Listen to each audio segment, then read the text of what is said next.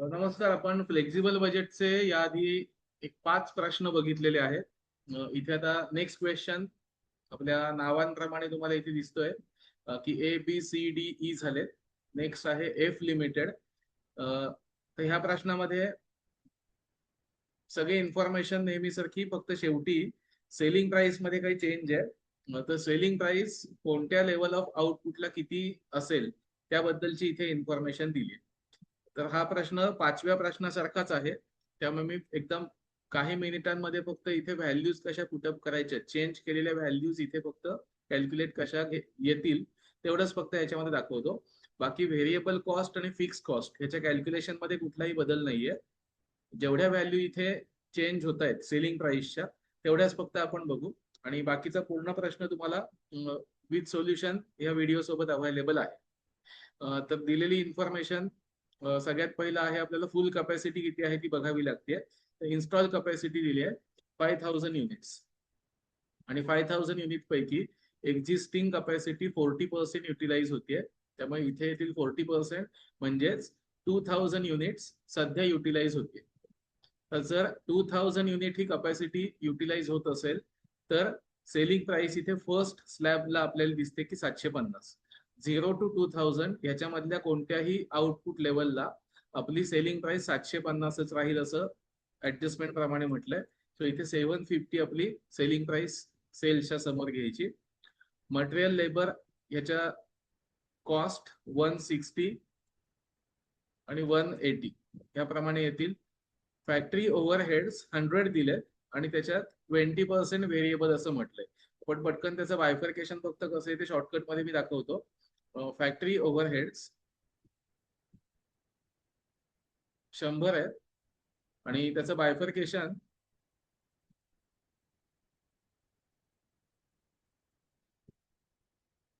Fix आणि variable.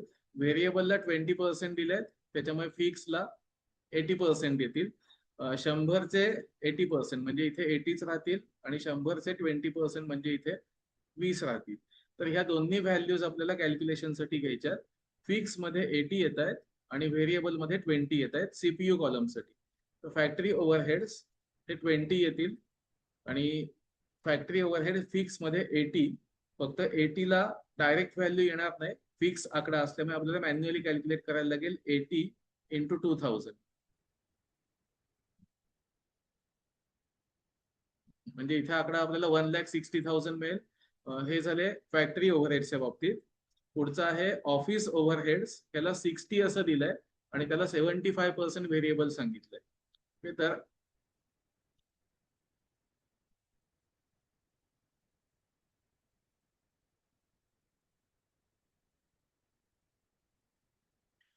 पुढचे overheads आहेत ऑफिस ओव्हरहेड्स.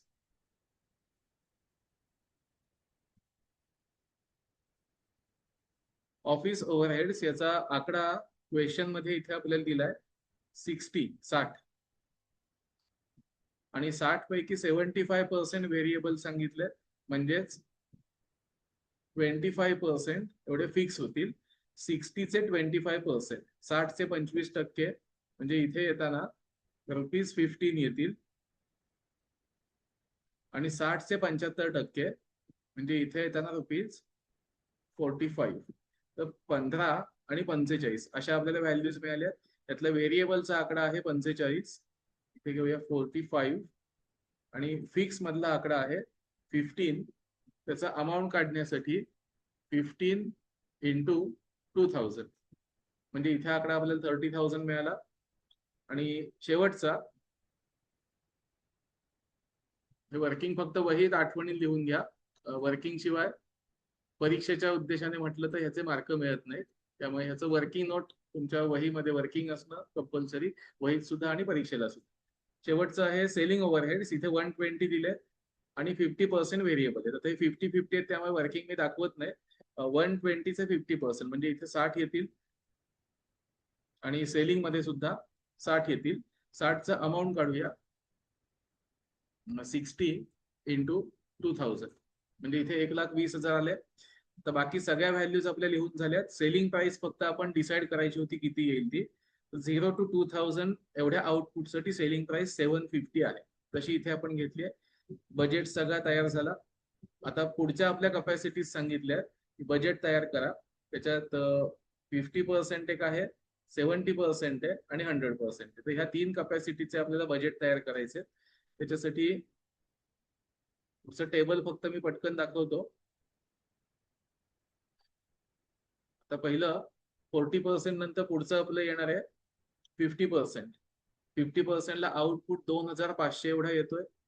2500 साठी प्राइस कोणते ऍप्लिकेबल होईल बघा. 2500 एवढी क्वांटिटी या 3 पैकी कोणत्या स्लॅब रेट मध्ये येते तर 2001 to 4000 याच्यामध्ये 2500 हा आकडा येतोय. त्यामुळे 2001 ते 4000 ह्याच्यासाठी ऍप्लिकेबल प्राइस आहे 720. ती आपल्याला इथे घ्यायची 720. आणि 720 घेतल्यानंतर पुढच्या आपल्या व्हॅल्यूज आहेत ते रेडी आहेत. त्याच्याप्रमाणे फायनल आपल्याला प्रॉफिट इथपर्यंत दिसतोय. हे झालं 50% लेवलचं. 50% नंतर नेक्स्ट लेवल आहे 70%. 70% लेवलला आउटपुट आहे 3500 युनिट्स, 3500 याच्यापैकी कोणत्या स्लॅब मध्ये बसतायत तर ते सुद्धा सेकंड मध्येच बसतायत 2001 to 4000. तिथे सुद्धा सेलिंग प्राइस 720 येते. इथे आपण 720 घेऊ. 720 घेतल्यावर आपल्याला अमाऊंट सगळी पुढची रेडी आलेली आहे. 720 प्रमाणे आपला फायनल आपल्याला प्रॉफिट किती आहे तो मिळाला.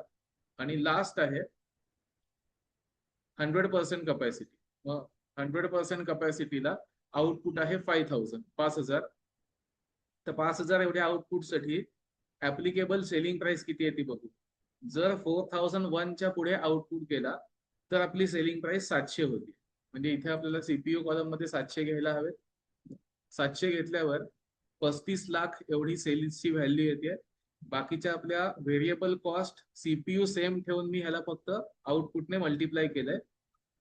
जसं आधीच्या प्रश्नांमध्ये घेतलेले सेम, इथे बदल काहीच केला नाही म्हणून मी फक्त डायरेक्ट पुढे गेलो. फिक्स मध्ये सगळ्या ठिकाणी तुम्हाला दिसेल की फिक्स मधला अमाऊंटचा जो आकडा आहे सगळीकडे तो आपण सेम ठेवलाय आणि त्याची सीपीयू जी काय आहे ती बदलत गेली. आणि व्हेरिएबल साठी सीपीयू आपण सगळीकडे सेम ठेवली आहे. त्याच्यामुळे तुम्हाला दिसेल की सीपीयू सेम आल्यामुळे